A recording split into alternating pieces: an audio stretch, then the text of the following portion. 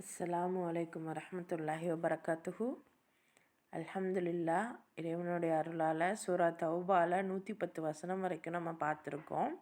இந்த 110வது வசனத்தில் இறைவன் என்ன சொல்லியிருந்தான் அப்படின்னா, இறைவனுக்கும் இறைவனுடைய தூதருக்கும் எதிரியாக ஒருத்தன் இருக்கான். அவனுக்கான பதுங்கும் இடமாக இந்த மக்கள், இந்த நிராகரிப்பாளர்கள் என்ன பண்ணுறாங்க, ஒரு கட்டடம் எழுப்புறாங்க அப்படின்ற மாதிரி பேசியிருப்பான். ஸோ அப்படி நீங்கள் கட்டடம் எழுப்புறீங்க அப்படின்னா அவங்களுடைய உள்ளங்களில் என்றைக்குமே அமைதியின்மையை நம்ம ஏற்படுத்திடுவோம். என்றைக்குமே அவங்க மனசு ரிலாக்ஸாகவே இருக்காதான். ஒரு ஒரு படபடப்பு, ஒரு ஒரு நம்ம நினைப்போம் இவங்க என்ன இவ்வளோ தப்பு செய்கிறாங்க, ஆனால் நல்லா தானே இருக்காங்கன்னு. ஆனால் அவங்க உள்ளம் நிம்மதியாக இருக்காது. அது இறைவன் பார்த்துக்கிட்டு இருக்கான் அந்த வேலையை. அது எத்தனை இஷ்யூஸ் நடந்துகிட்ருக்கு. இன்றைக்கி எவ்வளோ டிப்ரெஷன் கேசஸ் அதிகமாக இருக்குது. எவ்வளோ சைக்காலஜி ஒரு காலத்தில் ரொம்ப அபூர்வமாக இருந்துச்சு. இன்றைக்கி சீத்தோன்னு போயிடுச்சு. எல்லாருமே சைக்காலஜியை நோக்கி ஓடுறோம். என்ன ரீசன்னு பார்த்தோன்னா, நமக்கே நம்ம மனசுக்கே ஒரு சைக்காலஜிக்கல் எய்டு தேவைப்படுது. இப்போ அந்த அளவுக்கு நம்ம இருக்கிறதன் காரணம் என்னென்னா, இந்த மாதிரியான கூட்டத்தோட தெரிஞ்சும் தெரியாமலும் நம்மளும் சேர்ந்துட்டோங்கிறது தான். சரியா?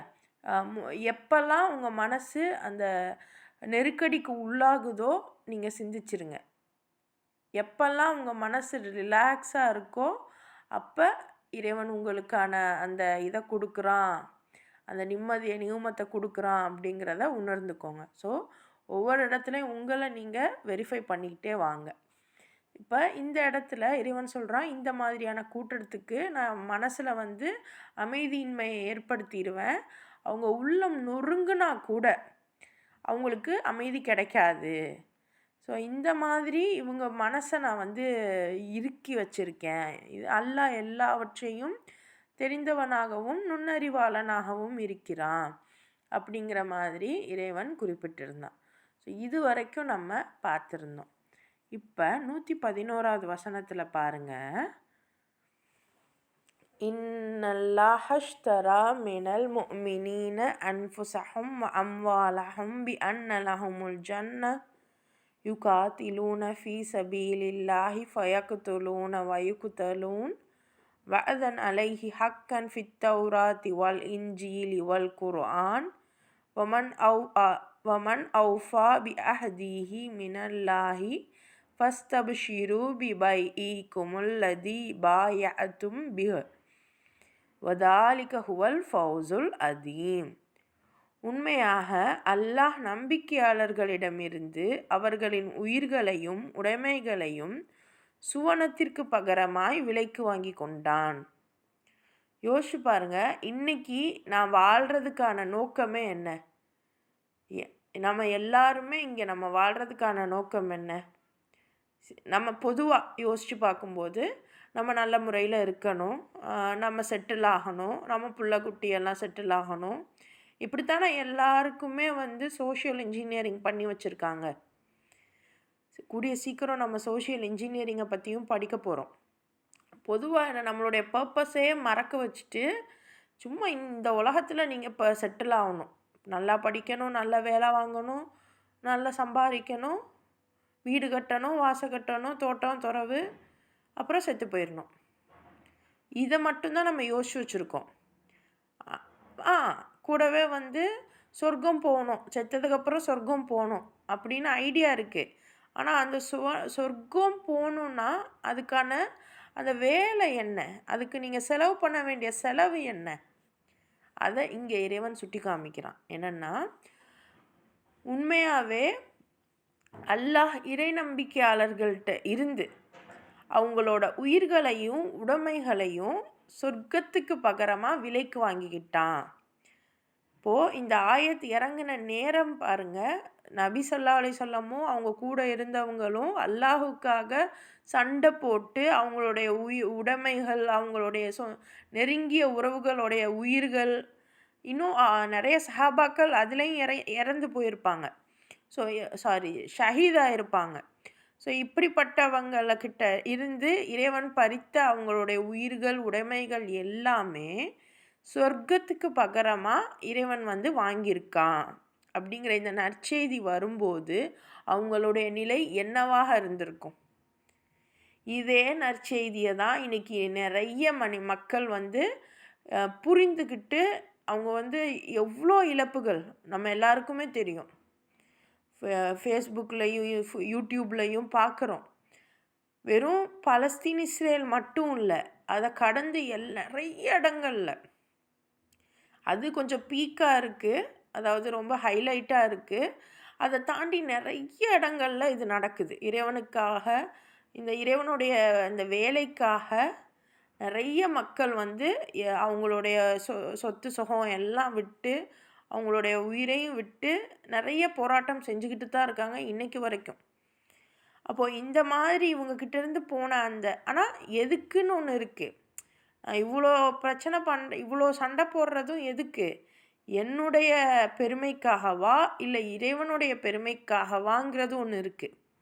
அதை இப்போ நான் எதுக்காக போராடுறேங்கிறது உங்களுக்கு தெரியாது, அல்லாஹ்க்கு தெரியும். இப்போ நீங்கள் எதுக்கு போராடுறீங்கிறது எனக்கு தெரியாது, அல்லாஹ்க்கு தான் தெரியும். ஸோ நம்ம யாரையும் வந்து ஜட்ஜ் பண்ணிட முடியாது. இவங்க அல்லாஹ்க்காக தான் இன்னைக்கு சூழலில். ஸோ அன்னைக்கு நபி கூட இருந்தவங்களும் அப்படி இருந்தாங்க. இன்றைக்கி அவங்கவுங்க செயல் செஞ்சிட்டே இருப்போம், இறைவன் அதுக்கான ஜட்ஜ்மெண்ட்டை கொடுப்பாங்கிற நம்பிக்கையோட. சரியா? அப்போ இவங்க வந்து இவங்களுடைய இந்த உடைமையும் உயிரும் ஸ்வர்க்கத்திற்கு பகரமாக அல்லாஹ் வாங்கிக்கிட்டான். இன்னும் இவங்க என்ன பண்ணுறாங்க? அல்லாஹுடைய வழியில் சண்டை போடுறாங்க, போர் புரிகிறாங்க, கொள்கிறார்கள், இன்னும் கொல்லப்படுகிறார்கள். இது 3 விஷயமும், ஒரு சண்டை போடுறது, மற்றவங்க அல்லாஹ்க்காக ஒருத்தவங்களை கொல்றது, எதிரியை கொல்றது, அல்லது கொல்லப்படுவது. ஸோ இப்படி வந்து இவங்க இருக்காங்க. இப்படி இருக்கக்கூடியவங்களுக்கு சுவனத்தை நான் வந்து வாக்குறுதியாக தரேன் அப்படின்னு அல்லாஹ் சொல்கிறான்.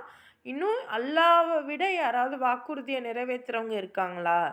இதைத்தான் தௌராத்து, ஜபூரு, இஞ்சிலு, ஜபூரை பற்றி எல்லாம் இங்கே சொல்லலை. தௌராத்து, இஞ்சிலு, குரானு, இது எல்லாத்துலேயுமே நான் சொல்கிறேன் அப்படின்னு இறைவன் பேசுகிறான். மேலும் அல்லாவை விட இன்னும் வந்து நீங்கள் அல்லாஹ்வுடன் செய்து கொண்ட உங்களுடைய இந்த வியாபாரம் குறித்து மகிழ்ச்சி கொண்டாடுங்கள். ஸோ இந்த ஒரு வியாபாரம் நீங்கள் அல்லாஹ்கிட்ட செஞ்சதை நினச்சி சந்தோஷப்படுங்க, இதுதான் மாபெரும் வெற்றி அப்படின்னு இறைவன் இங்கே சொல்கிறான்.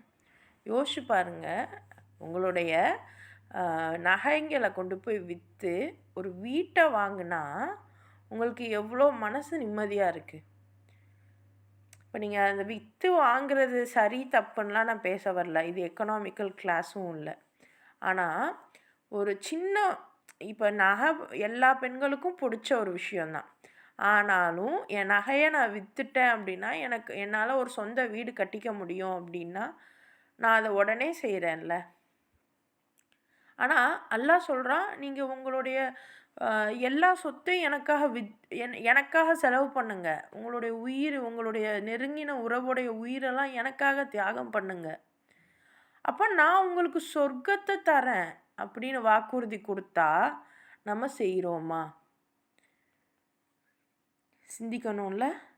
ஸோ இதை தான் அல்லாஹ் சொல்கிறான், இந்த வியாபாரத்தை நினச்சி நீங்கள் சந்தோஷப்படுங்க, இதுதான் உங்களுக்கு வெற்றி அப்படின்னு இறைவன் இங்கே குறிப்பிட்றான். ஸோ வெற்றி எத்தகையவருக்கு எந்த தருணத்தில் கிடைக்கும் அப்படிங்கிறத ரொம்ப தெளிவாக இறைவன் சொல்கிறான். இன்னும் அடுத்த ஆயத்து பாருங்கள். அத்தா இபூனல் ஆபிதூனல் ஹாமிதூனல் சாஇஹூனர் ராக்கிஊனஸ் சாஜிதூனல் ஆமிரூன பில் மஅரூஃபி வன்னாஹூன அனில் முன்கரி வல் ஹாஃபிதூன லிஹுதூதில்லாஹ் வபஷ்ஷிரில் முஃமினீன். அல்லாஹ்விடம் மீண்டும் மீண்டும் திரும்புபவர்கள், அவனுக்கு அடிபணிந்து வாழ்பவர்கள், அவன் புகழ் பாடுபவர்கள், அவனுக்காக சுற்றி திரிபவர்கள், அவன் முன்னால் குனிந்தும் சிரம் பணிந்தும் வணங்குபவர்கள், நன்மை புரியுமாறு ஏவுபவர்கள், மேலும் தீமையிலிருந்து தடுப்பவர்கள், அல்லாஹ்வின் வரம்புகளை காப்பவர்கள், இத்தகைய மாண்புடைய இறை நம்பிக்கையாளர்கள் தாம் அல்லாவிடம் ஒப்பந்தம் செய்து கொண்டவர்கள். அதாவது இதில் ஏதாவது ஒன்று இருந்தால் பத்தாது, இது எல்லாமுமே இருக்கணும். யார் யார், அதாவது எந்தெந்த குவாலிட்டிஸ் இருக்கணும்னு அல்லாஹ் வந்து ஒரு லிஸ்ட்டே போடுறான். நம்ம அல்லாஹ்கிட்ட மீண்டும் மீண்டும் திரும்பக்கூடியவர்களாக இருக்கணும்.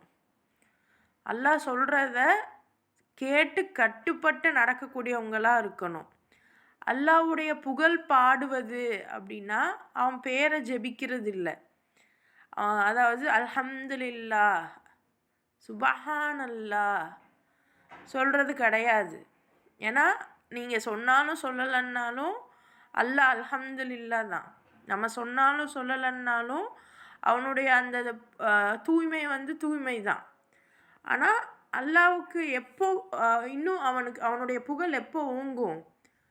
அவன் எதுக்காக நம்மளை படைச்சிருக்கானோ அந்த அந்த வேலையை நம்ம ஒழுங்காக செய்யும்போது தான் அவன் வந்து புகழப்படுவான் இல்லையா? திரும்ப திரும்ப இந்த வார்த்தையை வந்து நான் உங்களுக்கு சொல்லிகிட்டே தான் இருக்கேன். ஏன் அப்படின்னா நமக்கு ஒரு கிளாரிட்டி கிடைக்கணும். ஒருத்தவங்களை நம்ம அவங்கள ப்ரைஸ் பண்ணணும் அப்படின்னா அவங்க முன்னாடி போயிட்டு புகழ்ந்துக்கிட்டே இருக்கிறது கிடையாது. அவங்க என்ன விஷயம் நமக்கு சொல்லியிருக்காங்களோ அதை செஞ்சு காமிக்கிறது தான் அவங்களுக்கான உண்மையான ப்ரைஸு, அவங்களுடைய புகழ் பாடுறது. ஸோ அதுதான் அல்லாஹ் சொன்ன விஷயங்களை நம்ம செய்கிறது தான் புகழ் பாடுவது. ஸோ அவன் புகழ் பாடுபவர்கள் அவனுக்காக சுற்றி திரியணும். அப்போ பெண்கள் நாங்கள் சுற்றி திரியலாமா? ஆண்கள் சுற்றி திரியலாமா? பெண்கள் ஆண்கள் அப்படிலாம் பிரிச்சே பேசலை. ஆனால் ஒரு பெண்ணாக இருந்தாலும் நீங்கள் என்னெல்லாம் இறைவனுக்காக செய்கிறீங்க? ஆனால் இன்றைக்கி நம்ம வந்து இறைவனுக்காக ஒன்றும் செய்யலை. தொழுகிறோம், ஓதுறோம், அது நமக்காக. மற்றபடி நம்ம வீட்டில் உள்ள பிள்ளைகளுக்காக 10 வகையான டிஷ்ஷு சமைக்கிறோம். அவங்கள ஸ்கூலு, காலேஜு, டியூஷனு, மதரசான்னு கூப்பிட்டு போய் விடுறோம். இதுதான் பண்ணுறோமே ஒழிய இறைவனுக்காக நம்ம என்ன சுற்றி திரிகிறோம்? இறைவனுடைய அந்த வேலைக்காக நம்ம என்ன செய்கிறோம்? ஆனால் அல்லாஹ் சொல்கிறான், எனக்காக நீங்கள் சுற்றி திரியணும். இன்னும் அவன் முன்னால் குனிந்தும் சிரம் பணிந்தும் வணங்குபவர்கள், நன்மை புரியுமாறு ஏவுபவர்கள், தீமையிலிருந்து தடுப்பவர்கள், அல்லாஹ்வின் வரம்புகளை காப்பவர்கள். இப்போ அல்லாஹ் வந்து கரெக்டாக ரெஸ்ட்ரிக்ட் பண்ணியிருக்கான். இப்படி தான் இருக்கணும், உங்களுடைய வாழ்க்கை முறை இப்படி தான் இருக்கணும், உங்களுடைய நடத்தை இப்படி தான் இருக்கணும், உங்களுடைய எண்ணம் இப்படி தான் இருக்கணும். அல்லாஹ் ஒவ்வொரு ஆயத்துலையும் சொல்கிறான்ல. அப்போ இதெல்லாம் மதித்து இருக்கக்கூடிய ஒரு நம்பிக்கையாளரை தான் அல்லாஹ் வந்து இந்த ஒப்பந்தத்துக்கு கூப்பிடுறானா.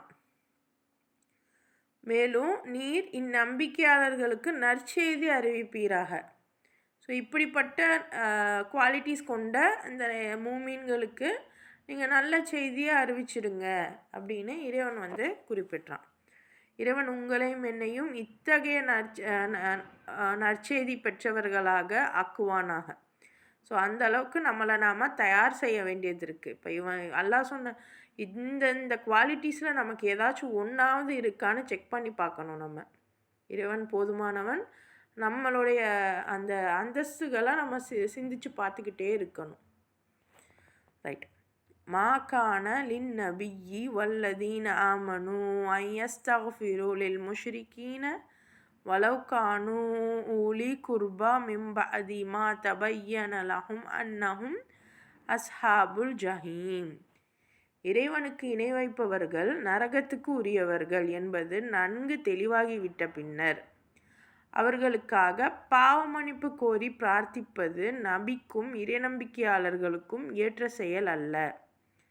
அவர்கள் நெருங்கிய உறவினராய் இருப்பினும் சரியே. இப்போது இந்த ஒரு ஆயத்தை வச்சுட்டு நம்ம வந்து அப்போனா மற்ற மதத்தவர்களுக்கு வந்து நம்ம துவா செய்யக்கூடாது, இந்த மாதிரிலாம் ஒரு எண்ணம் வந்து இருக்குது. இது வந்து சாதாரண ஆட்களுக்கு இறைவன் சொல்லலை, நபிக்கிட்ட பேசுகிறான். அண்ட் நபியை ஃபாலோ பண்ணக்கூடியவங்களுக்கு பேசுகிறான். அண்ட் முக்கியமாக இந்த இணை வைப்பவர்கள் அப்படின்றப்போ நம்ம வந்து சிந்திக்கணும், நம்மளே கூட இணை வைப்பவர்களாக இருந்துட போகிறோம். சரியா? அதனால் யாரையும் வந்து நீங்கள் தரக்குறைவாக நினைக்கவும் வேணாம், தரக்குறைவாக பேசவும் வேணாம். ஒருத்தவங்க இறந்துடுறாங்க அப்படின்னா ஓகே, அவங்க இறைவனுக்கு அவங்களுக்காக கொஞ்சம் நீங்கள் வந்து ஒரு ஒரு ஒரு கன்சர்ன், உங்கள் மனசில் ஒரு கன்சர்ன் வருதுல்ல, அது போதும். ஏன்னா சமீபமாக இந்த மாதிரி ஒரு ஒரு வேற ஒரு சகோதரி, என்னுடைய தோழி ஒருத்தவங்க இறந்துட்டாங்க. அவங்க ஹிந்து தான். அப்போ வந்து ஒரு ஒரு இது நாங்கள் டிஸ்கஸ் பண்ணுறோம் எங்கள் சொந்தக்காரவங்களோட. அப்போ அவங்க சொல்கிறாங்க, நம்ம பிள்ளையா இருந்தால் பரவாயில்ல, நம்ம துவா செய்யலாம், இது ஹிந்து பிள்ளையா போச்சு, நம்ம என்ன பண்ண முடியும் அப்படிங்கிற மாதிரி சொல்லும்போது எனக்கு எனக்கு என்னடா இப்படி ஒரு இது இருக்கா அப்படின்ற மாதிரி இருந்துச்சு. இறைவன் பாதுகாப்பானாக. இந்த ஆயத்தை பார்க்கும்போது ஓ, இந்த ஆயத்தை தான் வந்து நம்ம தவறாக புரிஞ்சு வச்சுருக்கோமா அப்படின்னு தோணுச்சு. ஸோ இந்த விஷயம் இணை வைப்பவர்கள் அப்படிங்கிறது யாரை குறிக்குது அப்படின்னா, யார் வந்து இறைவனுக்கு நிகராக தன்னையே வச்சுக்கிறாங்கல்ல, அவங்க முதல் டைப் ஆஃப் இணை வைப்பவர்கள். இன்னொன்று, அறியாமையின் காரணமாக இறைவனுக்கு பதிலாக வேற யாரையாவது வச்சு அவங்களோட பேச்சை கேட்டுக்கிட்டு இருக்கிறவங்க. அண்ட் இறைவன் சொல்கிற இந்த இணை வைப்பவர்கள் யாருன்னா, நம்ம இப்போ ரீசெண்டாக இப்போ பார்த்தோம்ல, அதாவது நபியை எதிர்த்துட்டு இருக்க அல்லாவையும் நபியையும் எதிர்க்கக்கூடிய ஒருவனை காப்பாற்றணும், அது என்ன பதுங்க வைக்கணும் அப்படிங்கிறதுக்காக கோயிலை கட்டிக்கிட்டு இருந்தாங்க பார்த்தீங்களா, அந்த பள்ளியை கட்டிக்கிட்டு இருந்தாங்க பார்த்தீங்களா, அவங்கள இங்கே இறைவன் குறிப்பிடுறான். அண்ட் கூடவே வந்து இந்த ஆயத்தை பார்க்கும்போது நம்ம வந்து நபி ஸல்லல்லாஹு அலைஹி வஸல்லமுடைய உறவினர், அவருடைய சித்தப்பாவா பெரியப்பாவா அந்த அபுதாலிப் அப்படிங்கிறவர் வந்து இறக்கும் தருவாயிலையும் இந்த மாதிரியான ஒரு வசனம் வந்ததாக வந்து ஹதீஸுகளில் நம்ம பார்க்கவும் முடியுது. ஸோ யாராக வேணால் இருக்கட்டும், அவங்க இறைவனுக்கு இணை வைக்கிறாங்க அப்படின்னா அவங்க நரகத்துக்குரியவங்க தான். இது உங்களுக்கு நல்லா தெரிஞ்ச பிறகு, இது மெயின் விஷயம், அவங்க இணை வைக்கிறவங்க தான், நரகத்துக்குரியவங்க தான் அப்படின்னு உங்களுக்கு நல்லா தெரிஞ்சிருச்சுன்னா அவங்களுக்காக நீங்கள் பிரார்த்திப்பது இறை நம்பிக்கையாளருக்கும் நபிக்கும் ஏற்ற செயல் அல்ல. அவர்கள் நெருங்கிய உறவினராக இருந்தாலும் சரி. அப்போது நமக்கு வந்து யார் நல்லவங்க யார் கெட்டவங்கன்னு தெரியாத தருணத்தில் அப்போ நம்ம துவாவே செய்யக்கூடாதா அப்படின்னா சிச்சுவேஷனை பாருங்கள். ஸோ இந்த இடத்துல நீங்கள் வந்து ஒரு கன்சர்ன் வைங்க போதும். அவர் நல்லவரா கெட்டவரா அதெல்லாம் நமக்கே தெரியாது, ஏன்னா நம்மளே இன்றைக்கி எந்த கேட்டகரின்னு தெரியல. ஸோ யாராக இருந்தாலும் இறக்குறாங்க அப்படின்னா கன்சர்ன் வச்சுக்கோங்க, ஓகே. ஆனால் இந்த விஷயம் வந்து டைரக்டாக நபியையும் அல்லாவையும் எதிர்த்து நிற்கிறாங்க இல்லையா, அவங்கள குறிக்குது, வேறு டைப் ஆஃப் பீப்புளை குறிக்குது. நீங்கள் வந்து தேடுங்க, சிந்திங்க யார் அப்படின்னு. சரியா? இன்றைக்கி நார்மலாக உங்கள் வீட்டு பக்கத்தில் இருக்கிறவங்களுக்கும் உங்கள் நாட்டு பக்கத்தில் இருக்கிறவங்களுக்கும் வித்தியாசம் இருக்குது. புரியுதா நான் சொல்கிறது? என்ன தான் வந்து இன்றைக்கி தமிழ்நாடும் ஓரளவு முன்னை விட ஒரு 10 வருஷத்துக்கு முன்னாடி இருந்த மாதிரி இப்போ இல்லை, ரொம்ப மாறிடுச்சு. ரொம்ப பகைமை எல்லாமே அதிகமாகிடுச்சு. ஆனாலும் உங்கள் வீட்டு பக்கத்தில் பார்த்தீங்கன்னா எல்லாம் ஒருத்தருக்கு ஒருத்தர் கொஞ்சம் ஒத்துமையாக இருப்போம். யாரும் அந்த அளவுக்குலாம் பகை உணர்வோடு இல்லை. ஃபேஸ்புக்கும் அந்த மீடியாவும் தான் நம்மளை பிரித்து இருக்கிற மாதிரி காமிக்குது. ஆனால் அப்படி ஒன்றும் பகைமையோடு நம்ம இல்லை. ஆனால் வேறு நாட்டுக்கும் நமக்கும் பார்த்திங்கன்னா நிறைய பகைமை இருக்கும். புரியுதா? ஸோ இந்த இணை வைப்பவர்கள் அப்படிங்கிறது வேறு ஒரு நாட்டை சார்ந்தவங்க. ஸோ அதை நீங்கள் சிந்திங்க. யாருடைய பேச்சும் யாருடைய ஆட்சியும் இங்கே இருக்குது, இப்போது யாருடைய சொல்ல கேட்டு இந்த உலகம் வந்து இயங்குது அப்படிங்கிறது, யாருடைய சட்டங்கள் இங்கே வந்து இருக்குது அப்படிங்கிறதெல்லாம் தேடி பாருங்கள். அல்லாவோடதா வெஸ்டர்னைஸோடதா அப்படின்னு. சரி, அப்போ இணை வைப்பவர்கள் வேறு ஆட்கள். ஸோ இப்போ இவங்களுக்கு வந்து நீங்கள் பாவ மன்னிப்பு கோர்றதெல்லாம் வந்து சிறந்தது இல்லை அப்படின்னு இறைவன் பேசிட்டான். அவங்க உங்க நெருங்கிய உறவினராகவே இருந்தாலும் சரி. ஸோ அதனால் கொஞ்சம் இது வந்து எடுத்தோனையே நம்ம வந்து கையில் எடுக்க வேணாம். பொறுமையாக நிதானமாக நீங்கள் வந்து போங்க.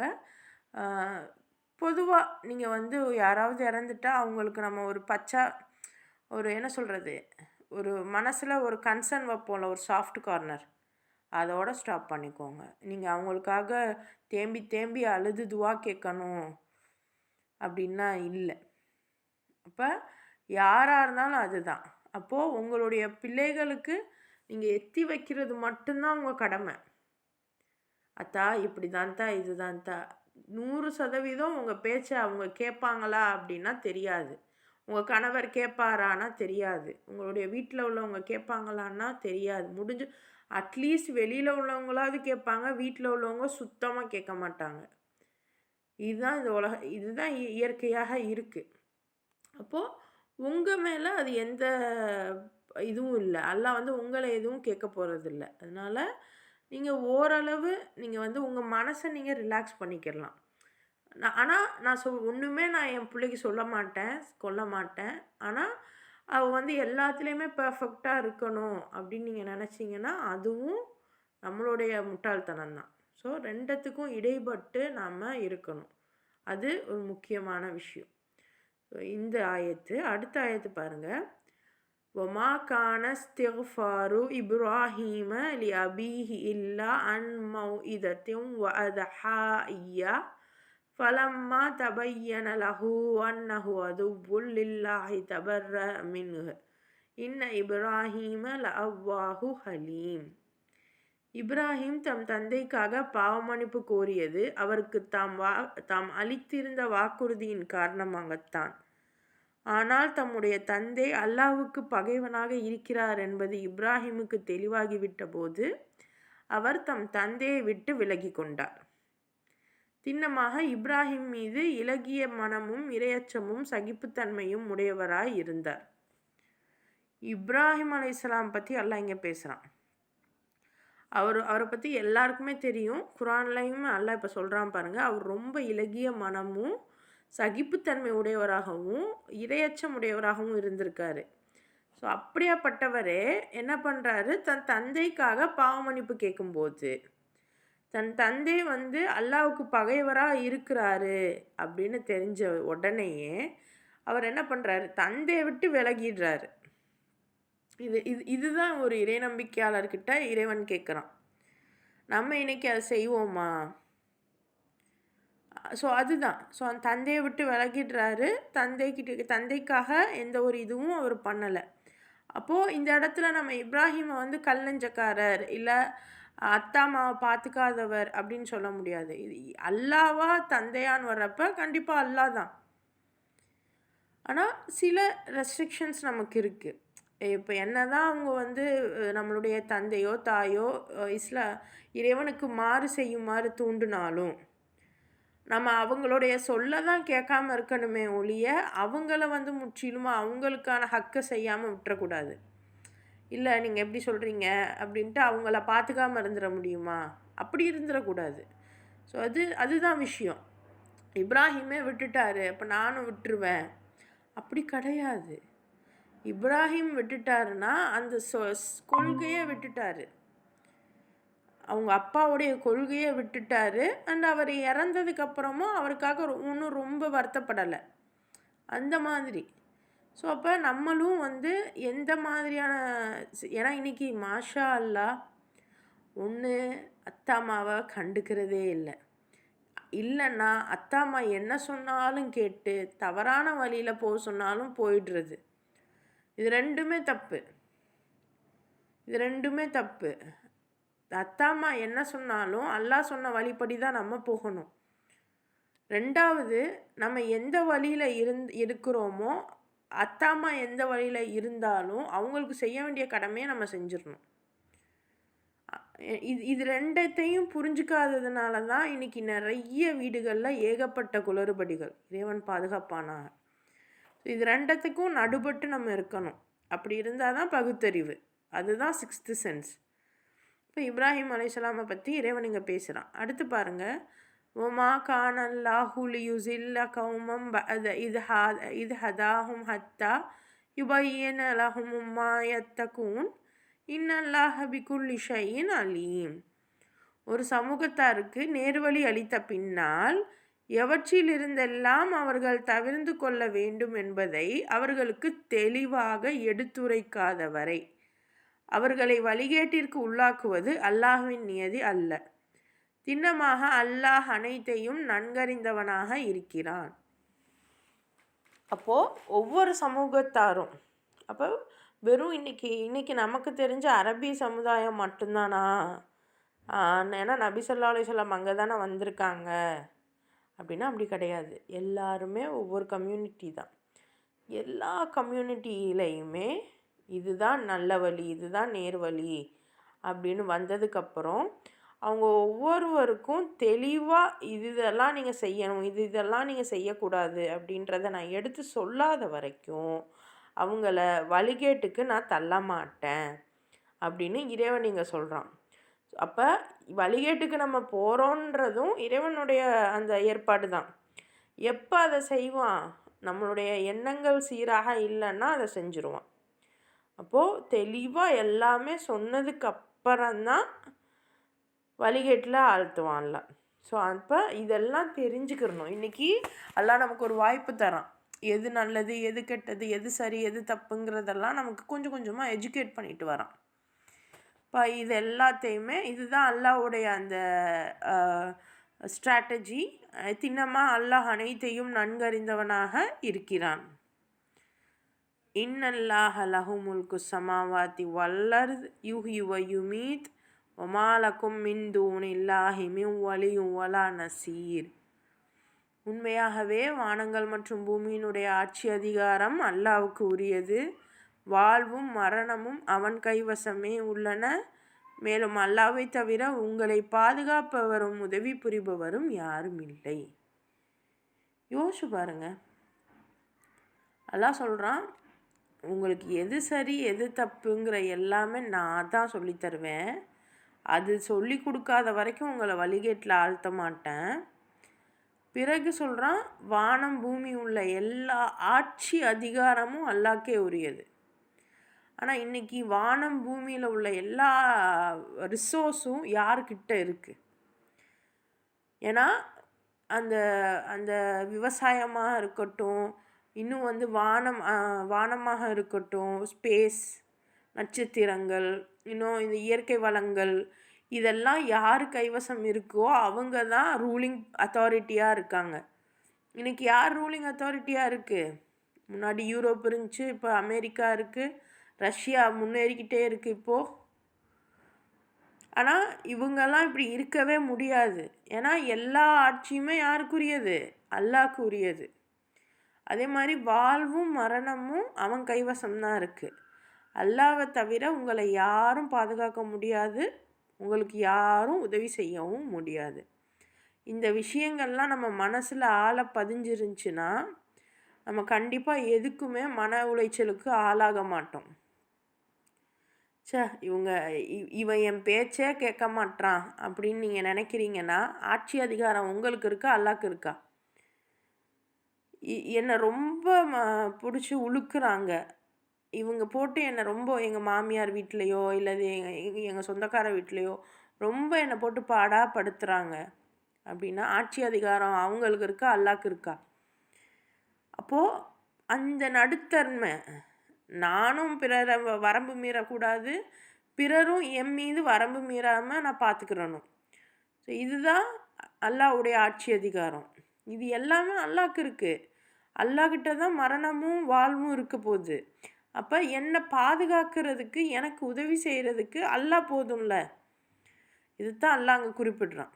உங்களை பாதுகாக்க நான் போதும், நீங்கள் வேறு எதுக்குமே அஞ்ச வேணாம், உங்களுக்கு உதவி புரிய அல்லாஹ் இருக்கேன் அப்படிங்கிற மாதிரி ஒரு அருமையான விஷயத்தை இங்கே குறிப்பிட்றான். அடுத்து பாருங்கள், லகத் தாபல்லாஹு அலன் நபியி வல் முஹாஜிரீன வல் அன்சாரில்லதீன அத்தபஊஹு ஃபீ ஸாஅத்தில் உஸ்ரத்தி மின் பஅதி மா காத யஸீகு குலூபு ஃபரீக்கிம் மின்ஹும் ஸும்ம தாப அலைஹிம் இன்னஹு பிஹிம் ரഊஃப் இன்னஹு பிஹிம் ரഊஃபுர் ரஹீம். நபியையும் துன்பம் சூழ்ந்த நேரத்தில் அவருக்கு உறுதுணையாய் இருந்த முஹாஜிர்களையும் அன்சார்களையும் அல்லாஹ் பொறுத்தருளினான்.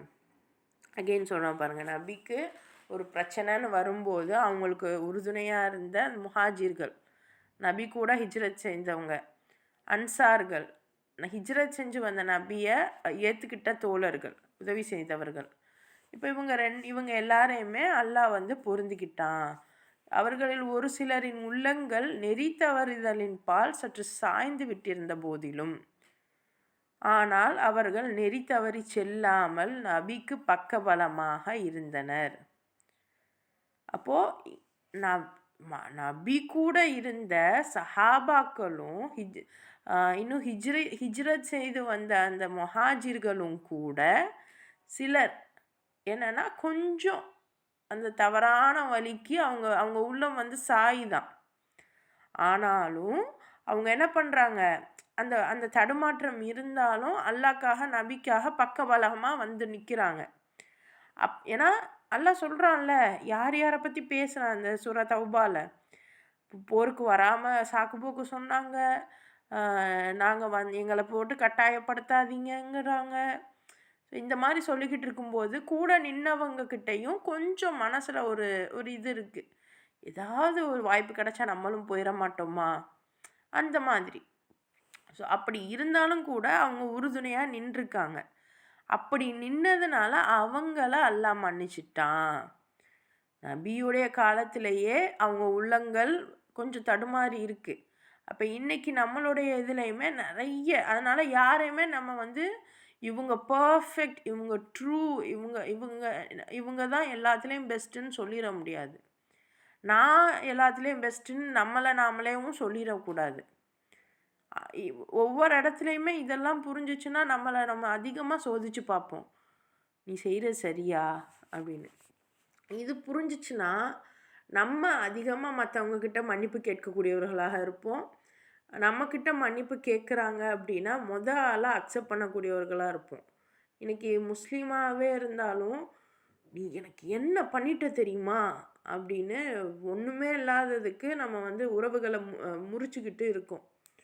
இறைவன் பாதுகாப்பானாக.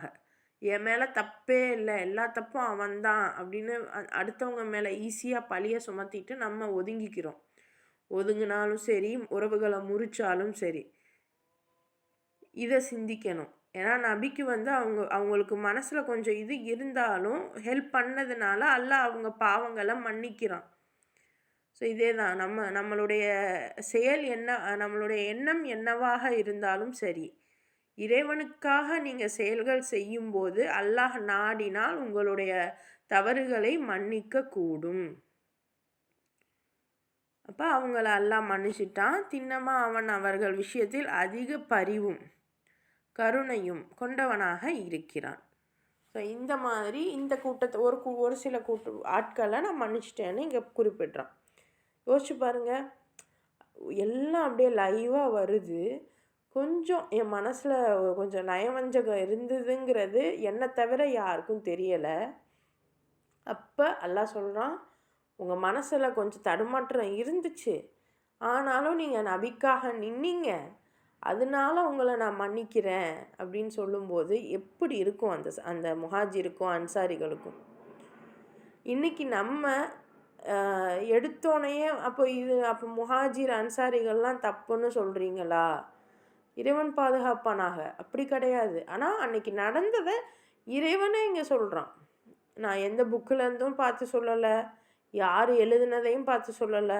குரானில் நடந்ததை குரானில் அல்லாஹ் சொல்கிறான். அதைத்தான் நம்ம இங்கே பார்த்துட்ருக்கோம். சரியா?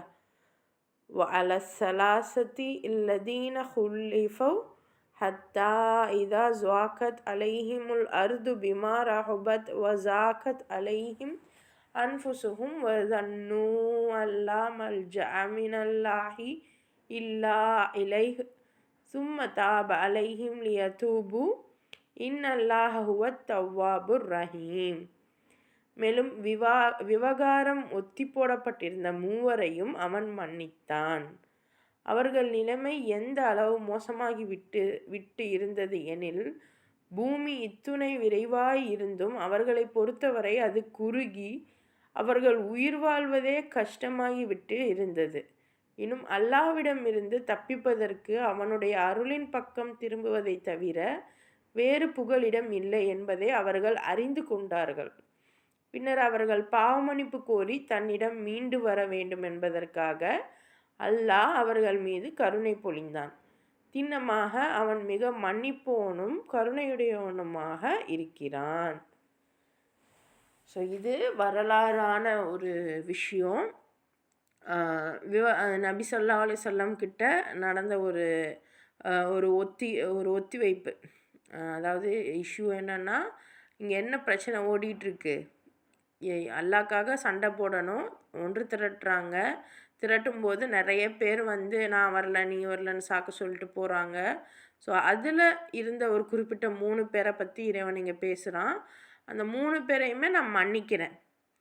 ஏன்னா எந்த அளவுக்கு அவங்களுடைய நிலை மோசமாக இருந்துச்சு. இப்போ இதனுடைய இன்டெப்த்து காரணம் ரீசன்லாம் பார்க்கணுன்னா நீங்கள் இன்ஷா அல்லாஹ் தஃப்சீர் இப்னு மாஜா, இப்னு கஸீர் அதெல்லாம் எடுத்து நீங்கள் பார்த்தாலும் பாருங்கள் இன்ஷா அல்லாஹ். 118 எந்த காரணத்துக்காக இந்த ஆயத்து இறங்குச்சு அப்படின்றத. ஸோ நம்ம ஒரு பேசிக் ஃபார்முலாவாக பார்க்குறதுனால அது நம்ம அப்படியே கடந்து போகலாம். அப்போது யார் அந்த மூவர் அப்படிங்கிறத பற்றி நம்ம இப்போ பார்க்க தேவையில்ல. கண்டென்ட் என்னங்கிறத பார்த்துப்போம். இப்போது இந்த 3 பேரையும் அல்லாஹ் மன்னிக்கிறான். ஏன் அப்படின்னா, இவங்க அல்லாஹ்வை விட்டால் வேற கதியே இல்லாமல் வாழவே முடியாமல் ரொம்ப அவங்களுடைய லைஃபே சுருங்கிருச்சு, கஷ்டமாயிடுச்சு. இன்னும் அல்லாஹ்விடமிருந்து தப்பிப்பதற்கு அவனுடைய அருளின் பக்கம் திரும்புவதை தவிர இவங்களுக்கு வேற எந்த வாய்ப்பே இல்லை. இதை அவங்க புரிஞ்சுக்கிட்டாங்க. விஷயம் என்னன்னா, நீங்கள் எவ்வளோ பெரிய தவறு செய்யக்கூடியவராக இருந்தாலும் ஒன்ஸ் எனக்கு வேற வழியே இல்லை, எனக்கு இந்த உலகமே சூனியமாக இருக்குது, நான் அல்லாஹ்வை தவிர நான் தப்பிச்சு போக இடமே இல்லை, அல்லாஹ்வை தவிர நான் தப்பிச்சு போக எனக்கு இடமே இல்லை அப்படிங்கிறத உணர்ந்தோம் அப்படின்னா அல்லாஹ் என்ன பண்ணுவான், நமக்கு கொஞ்சம் கருணை காமிப்பான். அப்போ உணர்ந்து நம்ம பாவமன்னிப்பு கோரி அல்லாஹ்கிட்ட மீண்டு வரும்போது அவன் என்ன பண்ணுறான், கருணை பொழிந்தான்.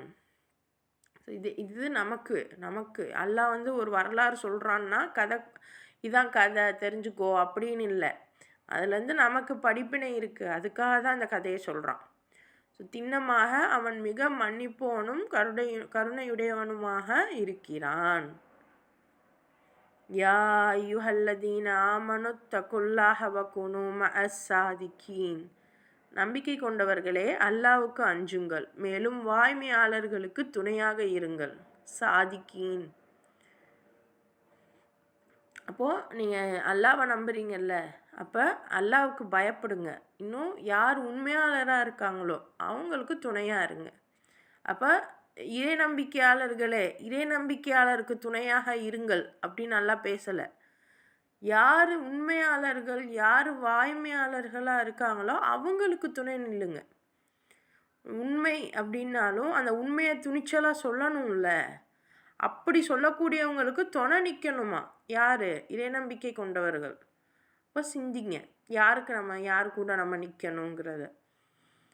மா கான லி அஹ்லில் மதீனதி வமன் ஹவுலஹும் மினல் அராபி அன் யதகல்லஃபு அர் ரசூலில்லாஹி வலா யர்கபு பி அன்ஃபுசிஹிம் அன் நஃப்ஸிஹ் ذَلِكَ بِأَنَّهُمْ لَا يُصِيبُهُمْ ظَمَأٌ وَلَا نَصَبٌ وَلَا مَخْمَصَةٌ فِي سَبِيلِ اللَّهِ وَلَا يَطَئُونَ مَوْطِئًا يَغِيظُ الْكُفَّارَ وَلَا يَنَالُونَ مِنْ عَدُوٍّ نَيْلًا إِلَّا كُتِبَ لَهُمْ بِهِ عَمَلٌ صَالِحٌ إِنَّ اللَّهَ لَا يُضِيعُ أَجْرَ الْمُحْسِنِينَ. அல்லாஹ்வுடைய தூதருடன் போருக்கு செல்லாமல் தங்கிவிடுவதும் அவரை பொருட்படுத்தாமல் தங்களை பற்றியே அதிக அக்கறை கொள்வதும் மதீனாவாசிகளுக்கும் அவர்களை சுற்றி வாழும் நாட்டுப்புற அரபிகளுக்கும் அழகல்ல. ஏனெனில் அல்லாஹ்வின் பாதையில் பசி, தாகம் மற்றும் உடற்களைப்பின் எந்த ஒரு துன்பத்தை அவர்கள் சகித்து கொண்டாலும், மேலும் சத்தியத்தை நிராகரிப்பவருக்கு வெறுப்பாக இருக்கும் பாதையில் எந்த ஒரு அடியை அவர்கள் எடுத்து வைத்தாலும், மேலும் எந்த ஒரு பகைவனிடமும் எந்த பழியை அவர்கள் வாங்கினாலும் அவை ஒவ்வொன்றுக்கும் பகரமாக அவர்களின் பெயரில் ஒரு நன்மை எழுதப்படாமல் ஒருபோதும் விடப்பட மாட்டாது. திண்ணமாக அல்லாஹ்விடம் நன்னடத்தை உடையோரின் கூலி வீணாக்கப்படுவது இல்லை. அப்போது நபி ஸல்லல்லாஹு அலைஹி வஸல்லமோட நீங்கள் சண்டைக்கு போங்க அப்படின்னு கூப்பிட்டா இவங்கெல்லாம் அவங்கள விட நபியை விட எங்களுடைய வேலை விவகாரம்தான் முக்கியம் அப்படின்னு இருக்காங்க. இது அன்னைக்கு மட்டுமா நடந்துச்சுன்னா இன்றைக்கும் அதான் நடக்குது. இன்றைக்கும் நிறைய போராட்டங்களுக்கெல்லாம் நம்ம போவோம். மாஷா அல்லாஹ் நம்மெல்லாம் போவோம். ஆனால் யோசிச்சு பாருங்கள், அந்த போராட்டத்தில் சாப்பாடு உண்டுன்னா தான் போகக்கூடிய பலர் இருக்காங்க. இல்லை சாப்பாடெலாம் கிடையாது, அங்கே எதுவுமே இல்லை அப்படின்னா எத்தனை பேர் அந்த போராட்டத்துக்கு போவோம். மோஸ்ட்லி இது அதிகமாக நம்ம பார்த்துருக்கோம். இப்போ ரீசண்டாக ஒரு கொஞ்சம் வருடங்களுக்கு முன்னாடி கூட வேனு பிடிச்சி சாப்பாடெலாம் தந்து அந்த போராட்டத்துக்கு நம்மளுடைய ஜமாத் ஆட்கள் வந்து கூப்பிட்டு போனாங்க. நிறைய பேரை நான் பார்த்தேன். அப்போது இதெல்லாம் வந்து எந்த மாதிரியான ஒரு போராட்டம், நம்மளுடைய போராட்டம்லாம் நிறைய இது வந்து. ஆனால் அந்த உண்ணாவிரத போராட்டம் அதெல்லாம் ஓகே, பட் அதெல்லாம் நம்ம செஞ்சது இல்லைன்னு நினைக்கிறேன். நம்ம செய்த போராட்டங்களுக்கு எல்லாம் வந்து பார்த்திங்கன்னா நிறைய ஸ்பான்சர்ஸ் இருக்கும். அந்த இதுக்கு வந்து நிறைய நான் எதையுமே இழக்க தேவையில்ல, அந்த மாதிரியான போராட்டங்களை தான் நம்ம பார்த்துருக்கோம்.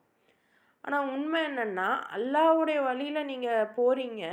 இப்போ அந்த இடத்துல உங்களுடைய பசி, ஒரு ஒரு ஒரு கொஞ்சம் தடுமாற்றம், ஒரு கூட்ட நெரிசல் அல்லது ஒரு மயக்கம் வரும், ஏதோ ஒரு சிரமம் அந்த போராட்டத்தில் நீங்கள் வந்து படுறீங்க அப்படின்னா அது அல்லாஹ்கிட்ட பேசப்படும். இப்போ இது நம்ம சிந்திச்சு பார்க்கணும். இப்போ நீங்கள் செய்யக்கூடிய ஒவ்வொரு அந்த கஷ்டத்துக்கும் ஒரு நன்மை எழுதப்படாமல் விடாது. ஸோ யார்கிட்ட நன்னடத்தை இருக்கோ அவங்களுடைய கூலி வீணாகாது அப்படின்னு இறைவன் குறிப்பிட்டுட்டான்.